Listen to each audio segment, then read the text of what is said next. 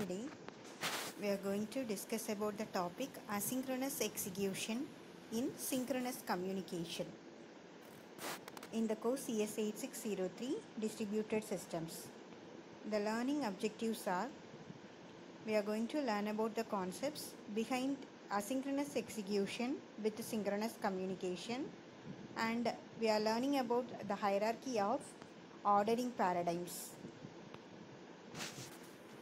So when all the communication between the pair of processes is by using synchronous send and synchronous receive primitives, then the resulting order is the synchronous order. That is, in between the sender and the receiver, if we use the synchronous send and the synchronous receive primitive, then we can get the synchronous order of execution.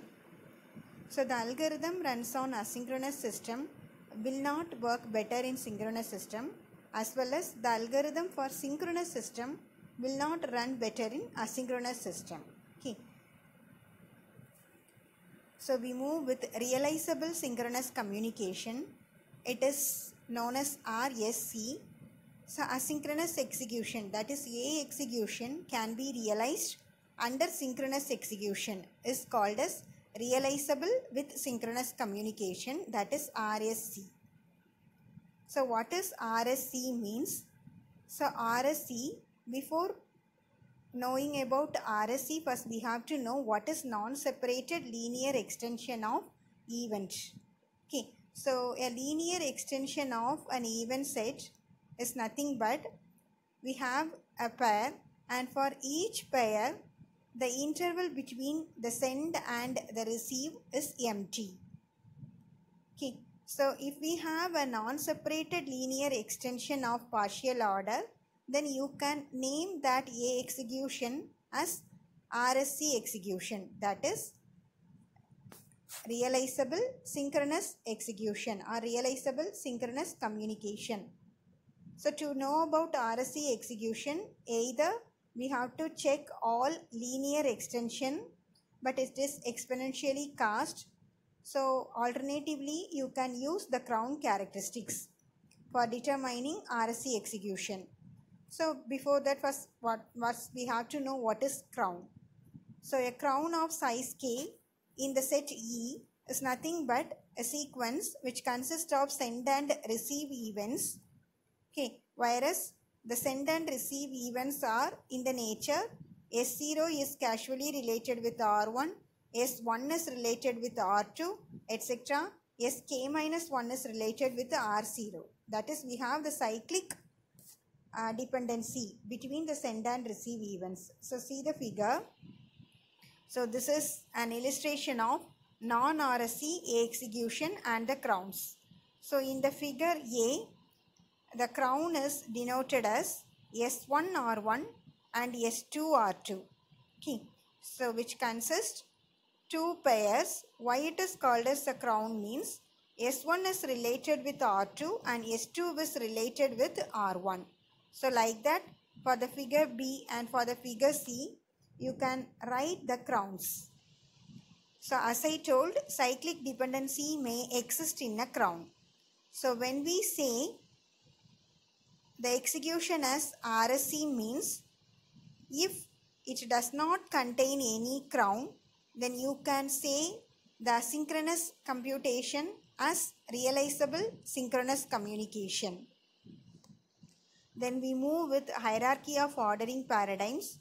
So we have four orders of execution: asynchronous order, causal order, FIFO order and non-FIFO order.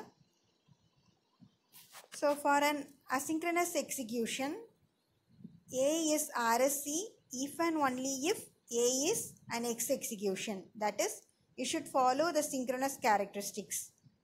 And this is the hierarchy of the message ordering paradigms.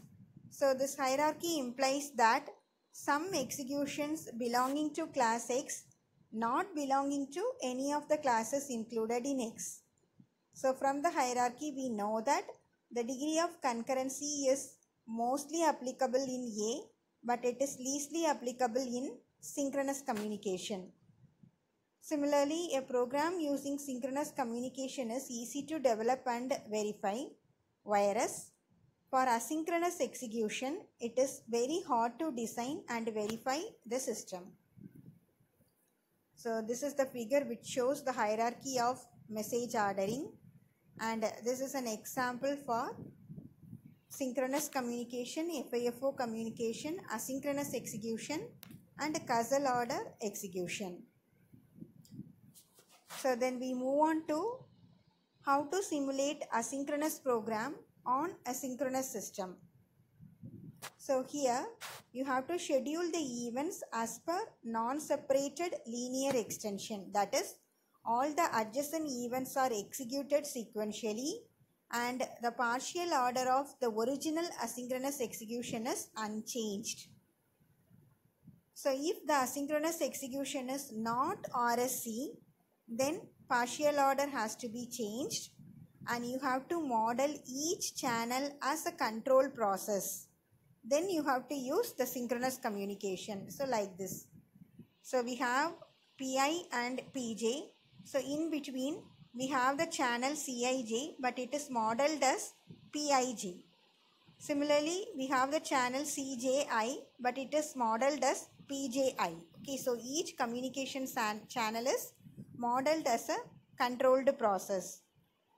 So now it enables the decoupling of sender from the receiver. But this type of implementation is very expensive. So as I told, you have to schedule the messages in order in which they appear in synchronous program. So that is, partial order of synchronous execution is unchanged. Communication on asynchronous system with the asynchronous primitives when synchronous send and synchronous send is scheduled. That is, you have to wait for the acknowledgement before the completion, because synchronous communication means the sender and the receiver is handshaked with each other. Okay. So before getting the acknowledgement, we cannot start another event. That's why we have to wait for an acknowledgement before the completion. So with this, we have completed the topic. So thank you all.